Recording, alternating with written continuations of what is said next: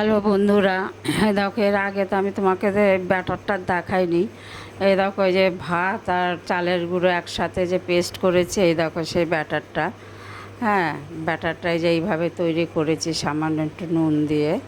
দেখো মালপোয়া যেরকম করে ঠিক সেরকমভাবে ব্যাটারটা করেছি, কিন্তু মালপোয়ার থেকে এই ব্যাটারটা একটু ভারী করেছি। তাই দেখো এই যে এইভাবে নিয়ে এই এক হাতা করে কড়াতে দেব। দেখো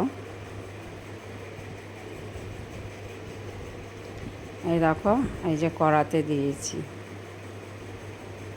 দেখো কড়াতে দিয়েছি। এবার এটাকে ওপর দিয়ে শুধু খালি তেলটাকে ঘোরাতে থাকবো।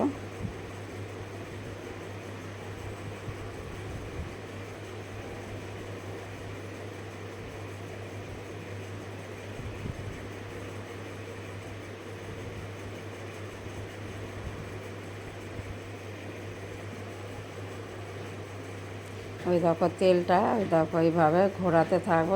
ঘোরাতে ঘোরাতে আস্তে আস্তে এটাকে ফুলবে। সব কটা ফুলেছে, এরকম বলের মতন ফুলেছে।